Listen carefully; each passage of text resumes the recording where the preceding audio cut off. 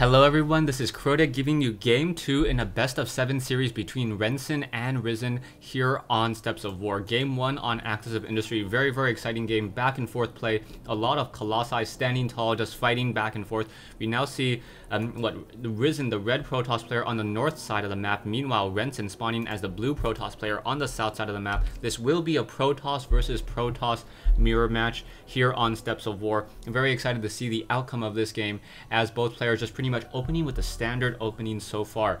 Now we will see a pylon coming in from both sides, and now Steps of War is one of those maps that is very small, so it does open up for a lot of cheese play, and as a Protoss player you have to really be concerned about cheese play in this Protoss mirror match. I expect both of these players to scout around with a probe in just a moment, making sure that there are no proxy pylons and proxy gateways currently being warped in within their base.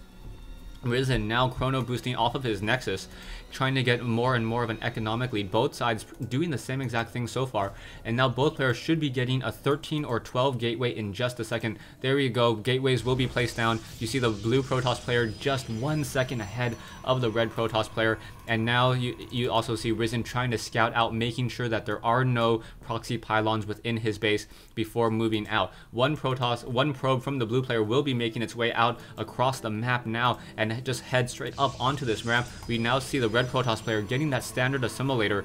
Will Renson go for a double gateway? And he is in fact going for a double gateway. So a double gateway will allow for more zealots to be trained up. You can already see the blue Protoss player saving up that chrono boost for more zealots. So as soon as this probe comes up this ramp and sees that there are 2 gateways here, we'll see if he tries to cancel this one assimilator. No, he's not going to be able to cancel it, but he may not get a cybernetic score. Off of this, he may try to pull off these probes and then try to get additional minerals, or like now going for a gateway. So there we go, now a 2-gate, even though he has this, and now pulling probes off of this. Only, no probes no longer on that gas here. And now, however, the blue Protoss player will have a slight advantage just because he never started to try to mine any additional gas, and also he did not spend 75 minerals on an assimilator. So now 2 zealots being chrono boosted off of these 2 gateways here will be making their way out across the map. We now see one probe trying to take down this one pylon here. One zealot will be popping out in just a second. There we go, getting 3 hits, and down it goes. So another pylon now being warped in as well, making sure that these gateways will stay powered and operational in the upcoming and ensuing fight. One zealot now running head on into the base. We do see a second gateway now being warped in as well, and will be finished, and now double training up more and more zealots. However, currently tried to chrono boost when he was a supply lock, so that was not a smart move. Now this one zealot able to pull away, and now down to 75 hit points as that one probe trying to get in some additional zapping. One zealot now pulling back. 2 of his brothers coming in to join in on this fight, and now joining in 3-on-2 action, and there we go, 2 zealots down to 1. So now we should see 2 additional zealots, and this fight will quickly swing around once again as more zealots just running straight into that mineral line, going after the probes, trying to stop any real mining. As these zealots now going after these probes over here, we do see more zealots trying to give chase, and in just a moment we will see 2 additional blue brothers coming in, and it will be a 4 versus 3 fight. So 4 versus 3, it will depend on who micros this fight better, as this one zealot, I believe, has been out of combat long enough to start recharging those shields. Is he? Yes, he is now starting to recharge those shields. So this will be 4 fully hit point zealots against 3 fully hit point zealots. One zealot, however, overexposing himself and now running head on into the mineral patch. These 3 zealots trying to take down a building, and this is a mistake. The blue player should not be trying to deal damage to a building, as one zealot now comes out, and now Renson just in a desperate trouble there. And now I believe Renson just going to be hurting. Will he be able to take down this gateway? However, able to take it down. So now it is only going to be a 1-gate versus a 2-gate. And this does change things. I did not think that those gateways would be able to be taken down. However, Renson just overcommitting and trying to take down the gateway, able to do so as more of these zealots are continuing to fall. We do see that RiseN has the larger army at this time in the game. 5 zealots versus 3 zealots, and now another zealot making its way straight into the mineral patch, trying to take down more and more of these probes. all these probes doing that mineral pathing, and now finally another Zealot deciding to pull back, not able to stick around in this fight. Army-wise and economically speaking, taking a look at the harvester count, 25 harvesters for Renson versus 19 for RiseN. And now we see Renson going into a 4-gate play. So with this 4-gate play, he should be able to have a very strong army. And now in comes one Stalker. So a Stalker now trying to do that move and attack here, trying to also train up more and more units. Needs to get these 2 additional pylons out in a hurry. This is 1 Stalker and 1 Zealot versus 3 Zealots here. And now we finally see 1 low hit point Zealot here. That Zealot will be able to run up that ramp. But Renson has the economic lead and the production lead. Also has Warp Gate completed. So all of these units will take 10 units of time less in order to be built. I'm surprised that I do not see a proxy pylon being placed out. Move out with 1 probe.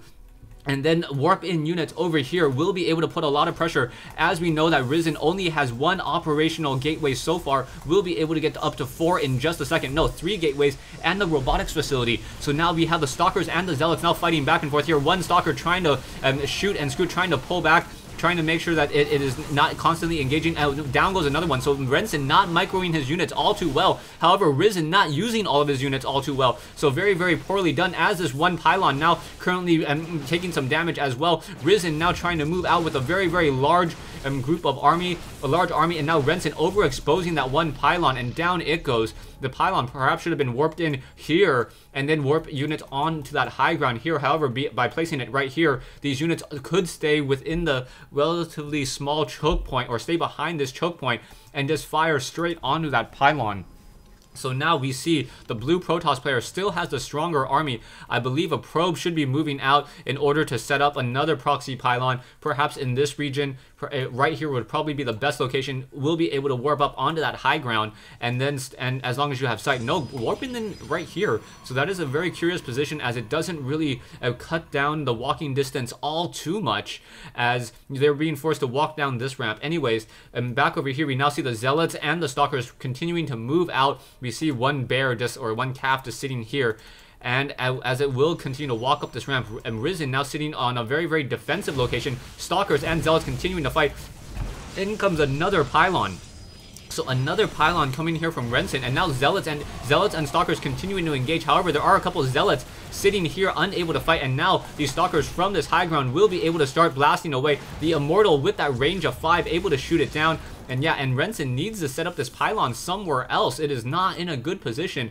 Set it up here, and now as this fight continues, Renson, or the red Protoss player, RiseN, should be able to just walk down this ramp and deal with this whole entire advancing army. However, we now see Renson setting up an expansion here. Renson, if he's able to establish this expansion, will be able to get a strong economic game. Production-wise, we now see Colossi being trained up for RiseN. So RiseN now getting Colossi will be able to move out in just a moment.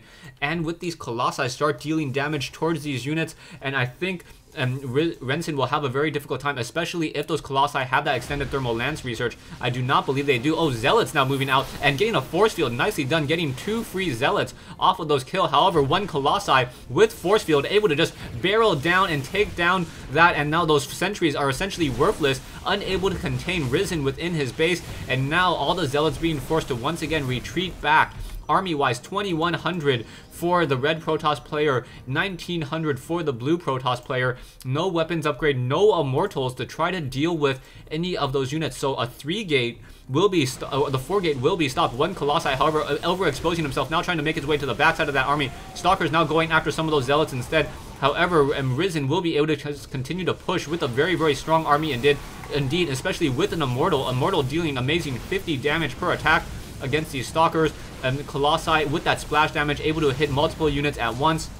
And just continuing to push. Now we see 1 Immortal and Stalkers on this position over here, going to move over here, trying to make sure that this Nexus gets taken down. Immortals over here as well. Stalkers trying to just use that range. However, these Zealots just going after this Nexus here, and now the Colossi with that very, very tall sight, able to watch onto that high ground, and that is why these Stalkers are able to just shoot up onto that high ground continually, now making their way up this ramp. And I believe RiseN will be able to take this game, as Renson sitting on an 1125 army, and it looks as though RiseN does not want to overexpose himself too much, waiting for reinforcements. No proxy pylon just quite yet.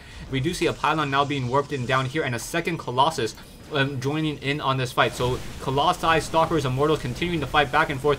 RiseN making sure to pull back with those low hit point low hit point Stalkers. One Immortal by Renson trying to focus down and deal damage towards this one Colossi here, and that Colossi finally pulling back.